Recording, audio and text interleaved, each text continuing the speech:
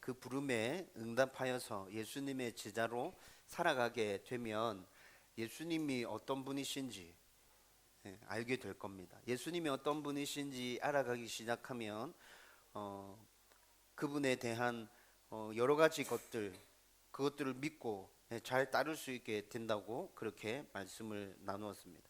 하나님 정말 위대하시고 엄청난 분이시구나. 어떻게 이런 분이 나를 사랑해 주시고 먼저 나에게 찾아오셔서 나를 불러 주셨을까?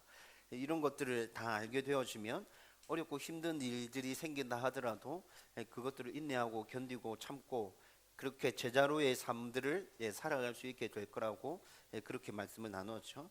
그리고 우리를 제자로 부르신 예수님이 제자의 삶을 살아갈 수 있도록 친히 도와주실 겁니다. 그리고 우리가 생각한 두 번째는 예수님이 우리를 제자로 부르셨을 때 예수님께로 부르신 부르심이라는 것을 생각했었죠.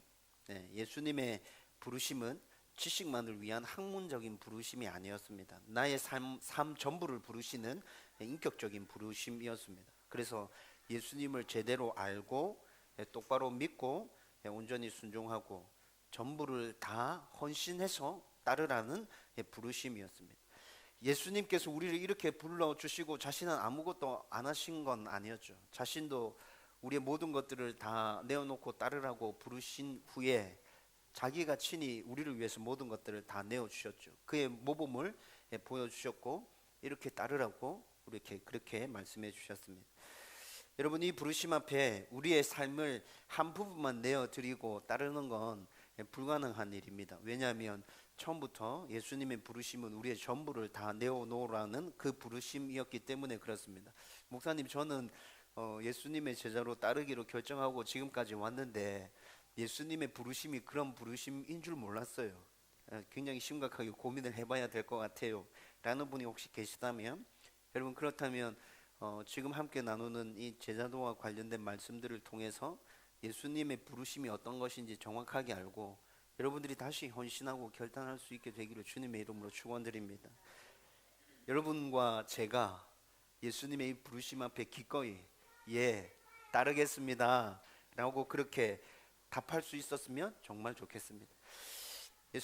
오늘은 예수님께로의 부르심에 대해서 이제 좀 더 구체적인 부분들을 함께 나누어 갈 겁니다. 이제 지난주 첫 주 말씀 나누고 오늘 두 번째 주고 12월 마지막 주까지 제자도와 관련된 말씀이 계속 이제 이어서 진행되어져 갈 건데, 그런데 이렇게 말씀을 나누어 가면서 제가 다시 여러분들하고 확실하게 해두고 싶은 부분들이 있습니다.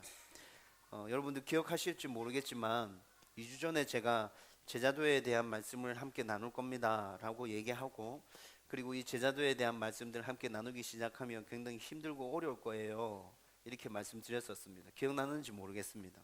그런데 그 힘듦이 저에게 먼저 찾아오더라고요. 제가 제자도 말씀을 함께 나누겠다 계획을 하고 어떤 본문으로 말씀을 나누어야 될까, 예수님께서 제자도와 관련해서 말씀해 주신 본문들을 다 찾아서 그 말씀들 지금 묵상해 가고 있습니다. 그리고 제자도와 관련된 책들도 함께 읽어가고 있고, 여러분 이렇게 말씀을 묵상하고 책을 읽어가고 있는 중에 가슴이 뜨거워지기도 하고 그리고 눈물을 흘리기도 하고, 와 진짜 이게 가능한가, 이렇게 살라고 예수님 나를 부르셨는데 이 삶이 진짜 내가 가능한 삶인가 라는 것에 대해서 계속 고민하게 됩니다.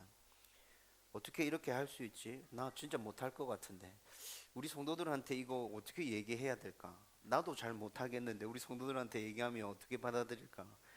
정말 엄청나게 많은 고민들이 되죠.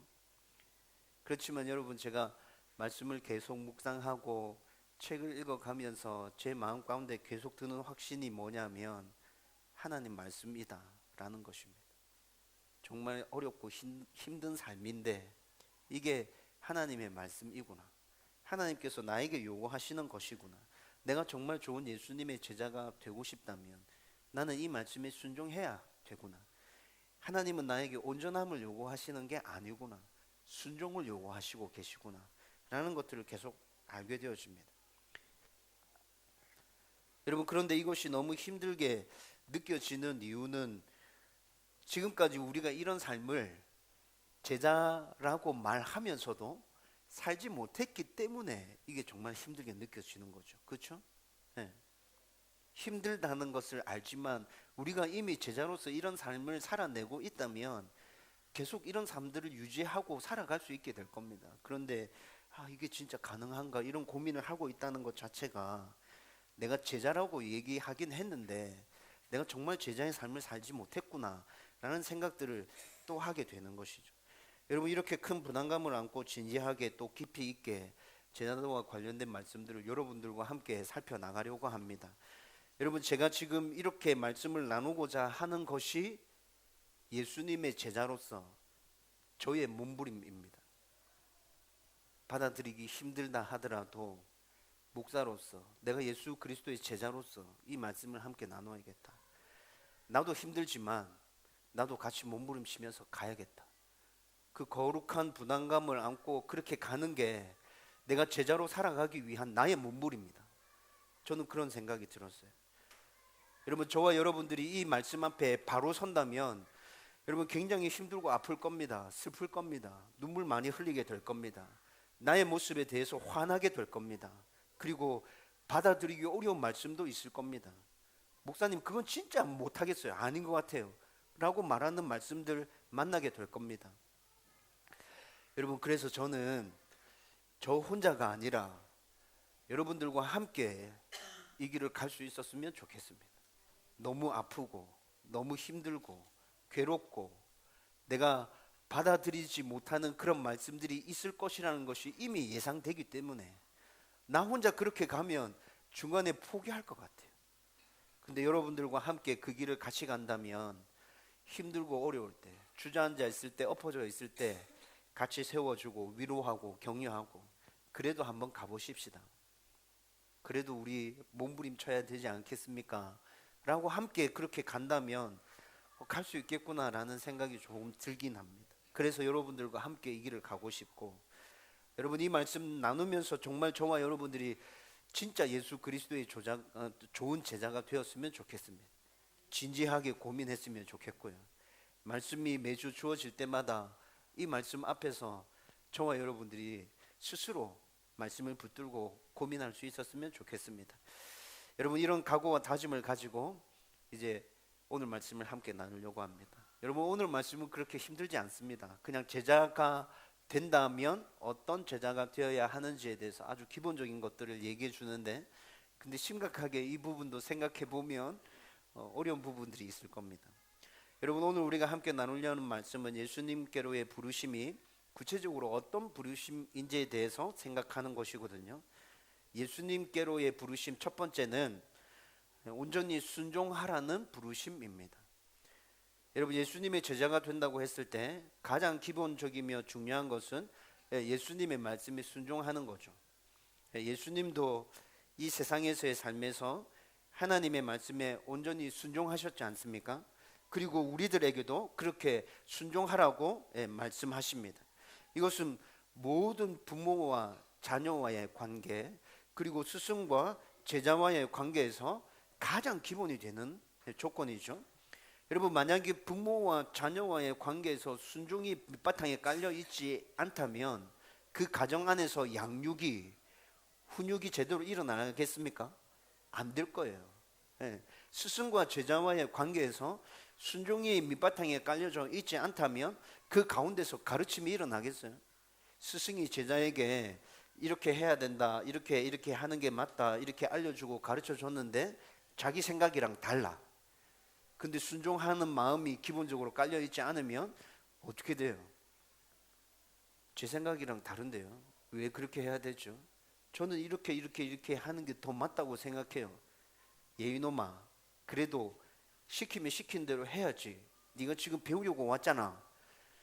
내가 이미 너가 말하는 그거 다 해봤는데 그거 그렇게 하면 안 돼. 내가 시킨 대로 해야 돼. 이렇게 가르치는데도 불구하고 나는 싫어요. 안 할 거예요. 제 생각대로 할 겁니다. 이렇게 하면 그 스승과의 제자와의 관계는 거기서 끝나는 것이라는 생각이 듭니다. 순종은 부모와 자녀와 스승과 제자와 그 관계 안에서 다시 말씀드리지만 제일 밑바탕에 깔려 있어야 하는 기본이 되는 것입니다. 성경에서도 예수님의 제자가 된다고 했을 때 예수님께서 제일 먼저 말씀하시는 것이 순종입니다. 예수님께서 제자들을 부르시죠. 나를 따르라. 제자들을 부르셨습니다. 인격적인 부르심이라는 것에 대해서 나누었습니다. 그러면 그 부르심 안에 예수님께서는 무엇을 우리들에게 구체적으로 요구하시는가?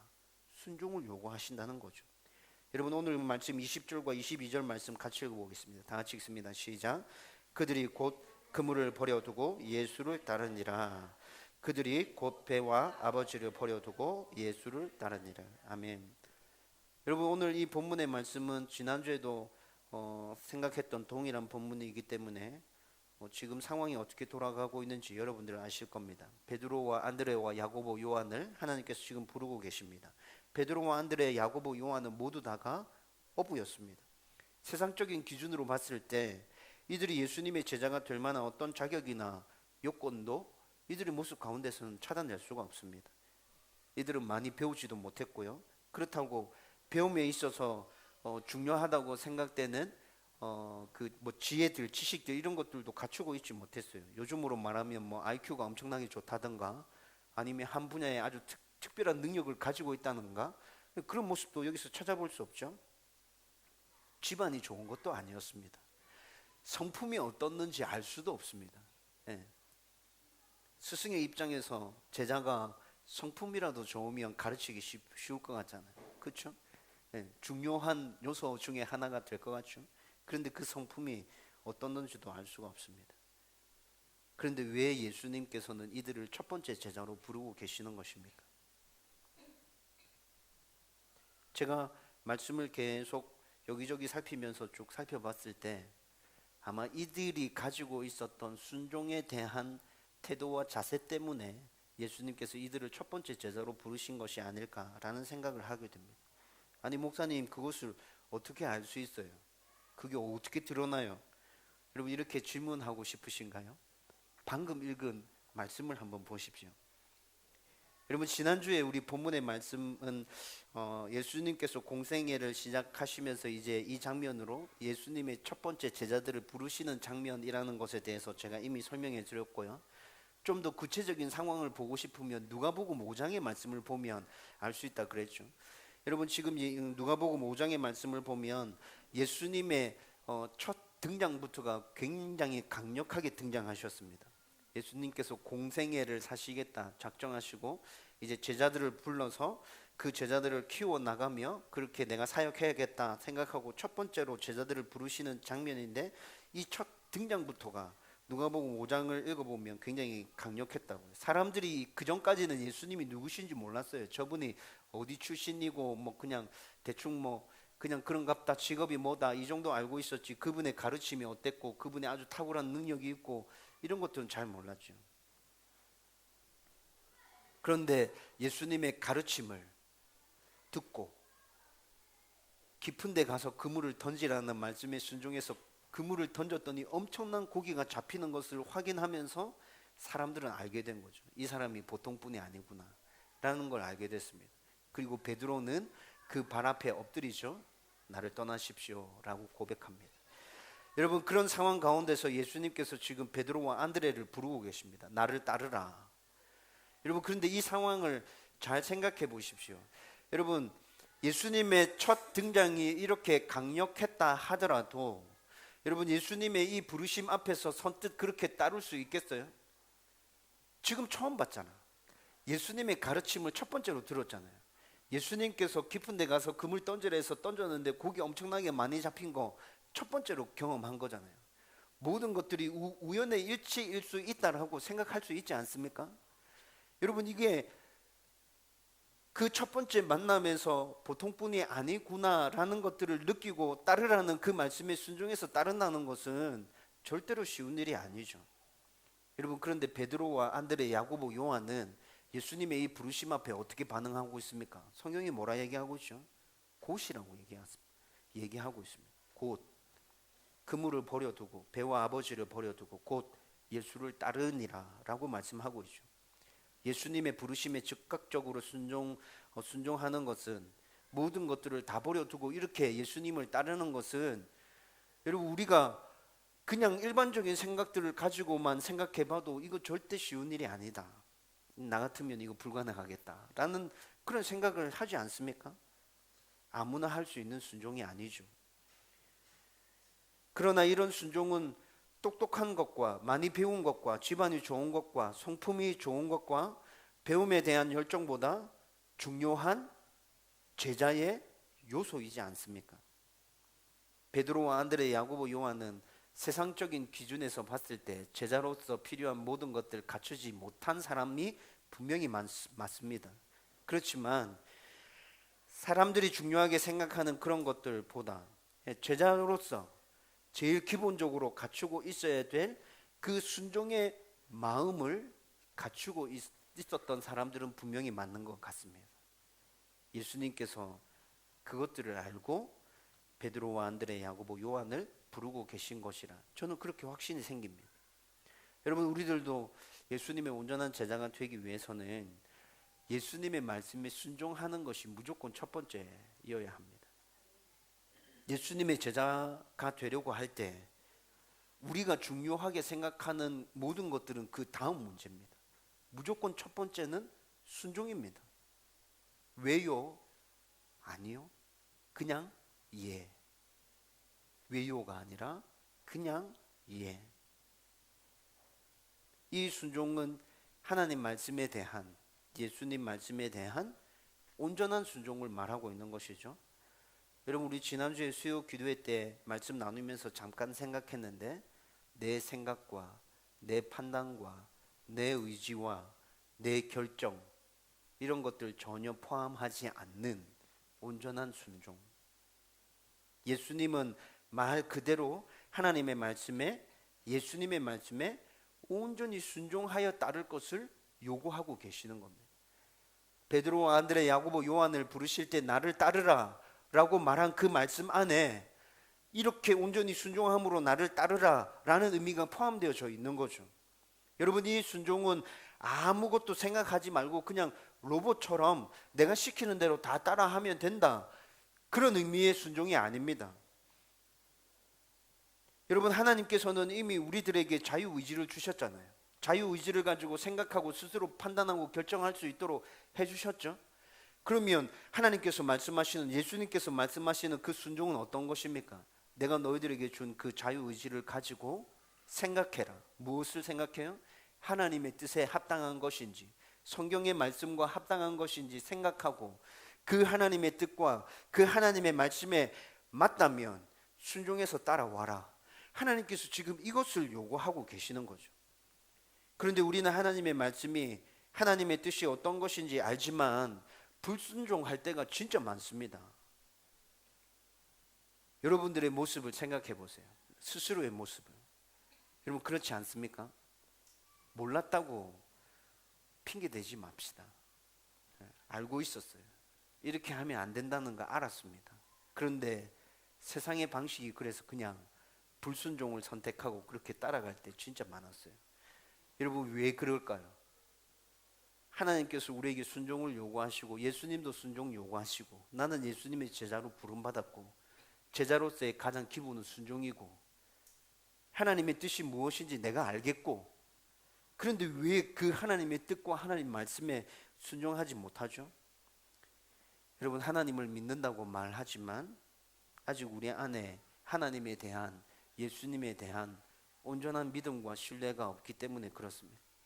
내 생각이, 내 판단이 하나님을 믿고 신뢰하며 따르는 것보다 더 맞을 것 같아. 이렇게 해야 내가 더 잘 될 것 같아. 예수님의 말씀에 순종할 때 생기는 여러 가지 문제에 대한 두려움 때문에 우리는 순종하지 못합니다. 여러분들 가운데 순종하려고 할 때 밀려오는 염려와 근심과 걱정들이 있습니다. 사람들의 그 따가운 눈총을 내가 어떻게 받아낼까? 사람들이 나한테 뭐라 말하기 시작할 텐데 그거 상관없이 그냥 그렇게 내가 그 길을 간다 하더라도 나한테 불이익이 오는 건 아닐까? 먹고 사는 거 진짜 제일 걱정되는데 그 부분이 해결 안 되면 어떻게 하지? 내가 이렇게 순종해서 따라가면 사람들이 자기들과 다른 모습으로 살아간다고 나랑 친구 안 해줄 것 같은데, 나를 완전히 왕따시키고 따돌릴 것 같은데, 그 외로움을 내가 견디며 나갈 수 있을까? 여러분, 이런 염려와 걱정들 있는 것이 사실 아닙니까? 내 삶에 무엇이 문제인지 압니다. 말씀을 접했을 때, 아, 내가 이게 문제구나, 내가 이걸 고쳐야 되구나 라는 느낌이 오죠. 그런데 여러분, 이미 나는 그 삶에 익숙해져 있고, 여러분, 그것들을 다시 바꾸려고 시작하면 내 삶의 모든 것들을 뒤집어 엎어야 되고, 그 불편함, 그 힘듦들, 여러분, 그것을 감당하기가 싫은 거예요. 하나님, 저 그냥 편한 대로 그냥 이대로 있을게요. 하나님, 저 이거 익숙해요. 지금까지 그냥 잘 지내왔는데 왜 갑자기 하나님 이거 얘기하세요? 마귀가 날마다 우리에게 찾아와서 유혹합니다. 네가 최고다. 네가 제일 잘났다. 근데 왜 네가 다른 사람 말을 들으려고 그러는데, 네 생각대로 그냥 계속 가. 네가 맞아. 사람들 다 그렇게 살잖아. 근데 뭐 네만 특별하다고 그렇게 할 건데, 괜찮다. 그거 크게 문제되지 않는다. 여러분, 끊임없이 마귀가 우리에게 찾아와서 이렇게 속삭이죠. 여러분, 고민하고 갈등하다가 마귀의 그 유혹에 넘어가서, 그래, 이 정도는 괜찮다, 이렇게 넘어가 버리죠. 여러분, 이런 모든 것들 때문에 우리는 하나님의 말씀이고 예수님의 말씀임을 알지만, 그것에 내가 온전히 순종해야 된다는 것을 알지만 순종하지 못하게 됩니다. 그렇지만 오늘 예수님께서 말씀하십니다. 나를 따라오라. 너희들이 지금까지 그렇게 살았다 할지라도 이제부터는 순종하면서 따라와라. 예수님께서 말씀하시죠. 여러분, 저는 나를 따라오라 이 말씀 안에 이것까지 보입니다. 그래서 너무 든든하고 따라가고자 하는 그 마음들이 생겨나기도 합니다. 어떤 말씀이 보여요? 내가 도와줄게. 여러분들 이거 안 보이나요? 나를 따라와라. 그 말씀만 보이세요? 내가 도와줄게. 여러분, 저는 이 말씀까지 보입니다. 그래서 염려되고 걱정되고, 예? 고민되는 여러 가지 문제들이 있지만 한번 가보자. 한번 가보자 라는 마음이 생겼네요. 여러분, 그렇지만 제가 설교를 처음 시작할 때 말씀드렸던 것처럼 매번 이런 마음이 생겨나는 건 아닙니다. 그래서 여러분들과 함께 이 길을 가고 싶은 거죠. 저와 여러분들이 이렇게 날마다 하나님의 말씀에 온전히 순종하는 예수 그리스도의 진짜 제자가 되기를 주님의 이름으로 축원드립니다. 여러분, 우리들을 부르신 예수님의 두 번째 부르심은 섬기라고 부르신 것입니다. 여러분, 섬김에 대한 부르심도 우리들은 익히 잘 알고 있습니다. 예수님께서도 섬김의 모범을 친히 보여주셨죠. 예수님의 섬김을 제일 잘 보여주는 말씀이 마가복음 10장 45절 말씀이죠. 여러분, 우리 그 말씀 같이 읽어봅시다. 다 같이 읽습니다. 시작. 인자에 온 것은 섬김을 받으려 함이 아니라 도리어 섬기려 하고 자기 목숨을 많은 사람의 대속물로 주려 함이니. 아멘. 여러분, 이 말씀은 예수님의 섬김이 친히 우리들에게 보여주신 모범임을 분명하게 말씀해 주고 있습니다. 예수님의 섬김의 최절정이 어디였습니까? 십자가였지 않습니까? 이 말씀 앞절에는 제자들에게 이와 동일한 맥락에서 참된 섬김이 무엇인지 예수님께서 제자들을 가르치는 말씀이 나오거든요. 43절과 44절 말씀도 같이 읽어봅시다. 다 같이 읽습니다. 시작. 너희 중에는 그렇지 않을지니 너희 중에 누구든지 크고자 하는 자는 너희를 섬기는 자가 되고 너희 중에 누구든지 으뜸이 되고자 하는 자는 모든 사람의 종이 되어야 할지. 아멘. 여러분, 모든 사람들은 섬김을 받고자 하는 기본적인 욕구들이 있습니다. 그거 하나님께서 그렇게 만들어 놓으신 거라 저는 그렇게 생각합니다. 다른 사람들에게 인정받고 칭찬받을 때, 여러분, 그렇게 섬김을 받을 때 기분 좋지 않아요. 그래서 모든 사람들이 나를 인정해주고 나를 섬겨주기를 바라게 되죠. 그리고 그런 자리로 올라가고 싶어 하고 어떻게 해서든지 올라가려고 발버둥 치지 않습니까? 내가 그런 자리에 오르기 위해서 필요하다면 다른 사람들을 좀 이용하고 다른 사람들을 그렇게 막 심하게 짓밟는 건 아니지만 약간 찌려밟고 올라서는 건 괜찮다, 이렇게 생각하죠. 그 자리에 내가 올라가 있으면 내가 어떤 방법으로 올라가 있든지 자리가 사람을 만든다고, 사람들이 다 나를 인정해주고 나를 섬겨주고 칭찬해주고 그렇게 할 거야. 그러면 되지 뭐. 여러분, 이게 이 세상의 사고 방식입니다. 세상은 그렇게 하라고 말합니다. 그렇게 해도 된다고 말하죠. 여러분, 그러나 예수님의 제자로 부름받은 우리들에게 성경은 그렇게 말씀하지 않습니다.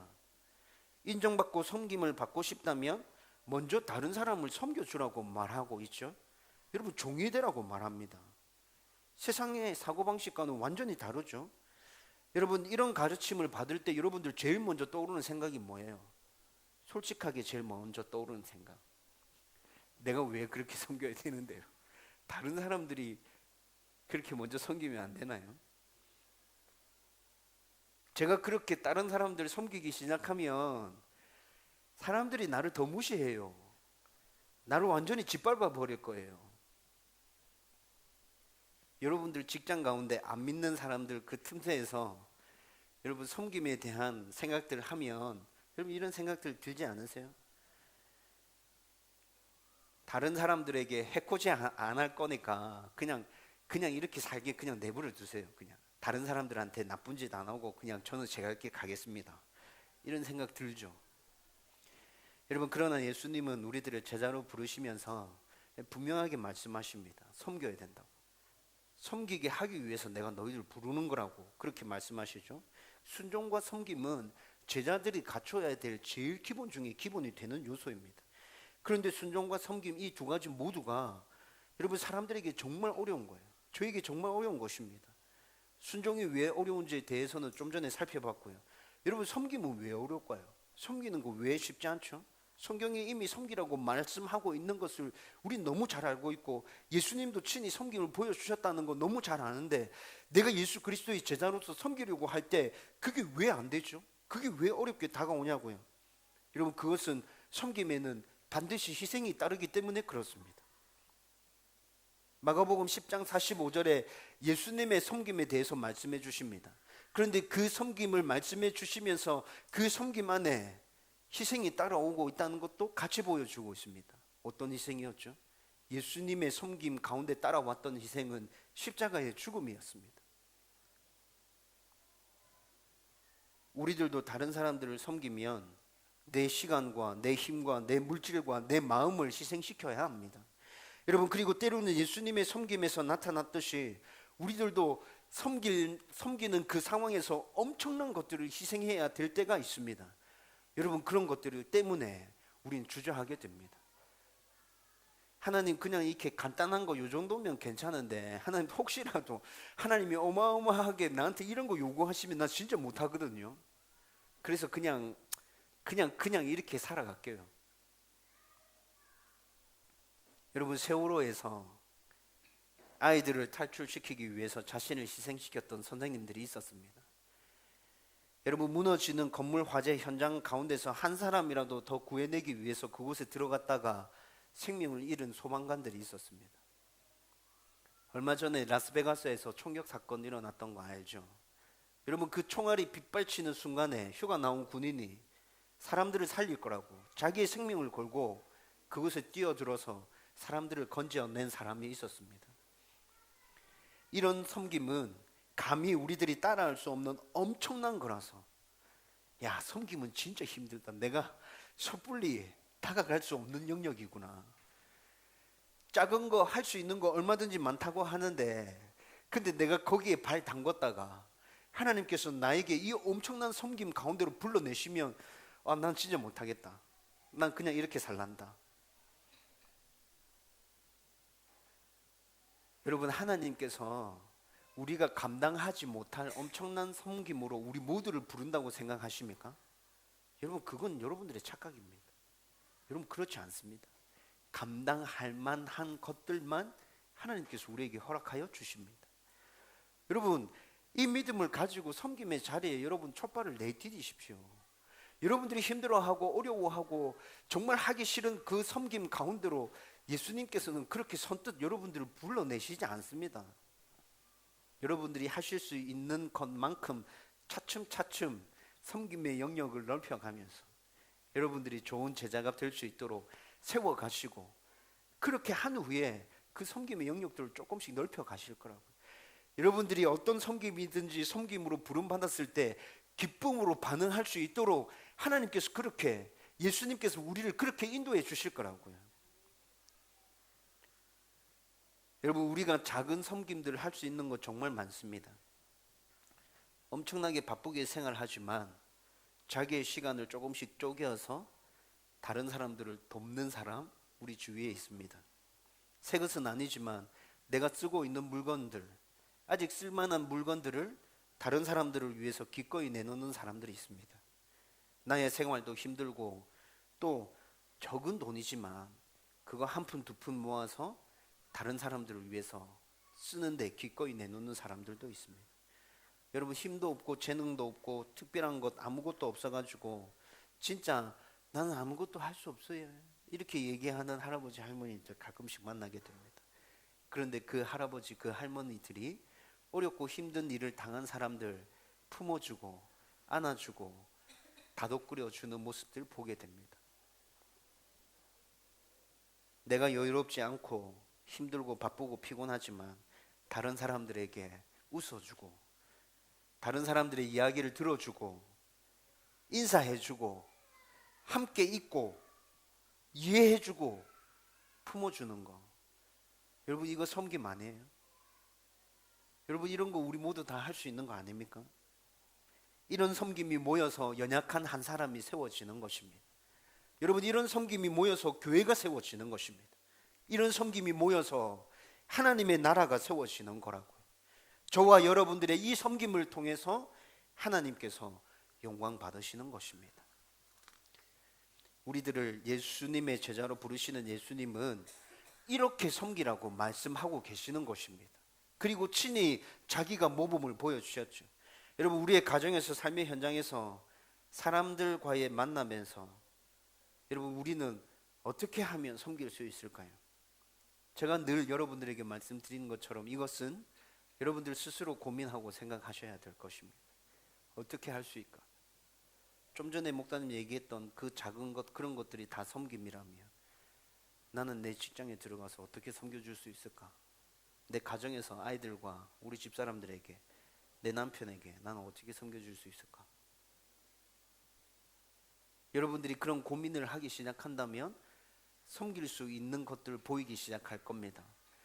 내 섬김이 필요한 대상들이 보여지기 시작할 것입니다. 여러분, 작은 것, 별 볼 일 없는 것이라도 그 섬김을 하십시오. 그 섬김이 우리들을 예수 그리스도의 제자가 되게 할 것입니다. 정말 어려운 섬김이라면 하나님께서 힘 주시고 능력 주시고 은혜 주셔서 섬기게 할 겁니다. 여러분, 하나님께서 우리의 그 섬김들을 기뻐하실 겁니다. 저와 여러분들이 이렇게 예수 그리스도의 온전한 부르심에 합당한 반응, 섬김을 보임으로 정말 하나님께서 기뻐하시는 제자가 되어져 가기를 주님의 이름으로 축원드립니다. 여러분, 이제 말씀을 정리하려고 합니다. 예수님은 순종하라고 섬기라고 우리를 제자로 부르신 것입니다. 아마 여러분들은 이걸 잘 알고 있었을 거예요. 그런데 여러분, 얼마나 순종했죠? 얼마나 섬겼죠? 내가 온전한 예수님의 제자라고 지금 이 시간에 자부할 수 있습니까? 아니, 나는 예수님의 진짜 제자답게 살려고 최선을 다해서 몸부림치고 있습니다 라고 선뜻 대답할 수 있나요?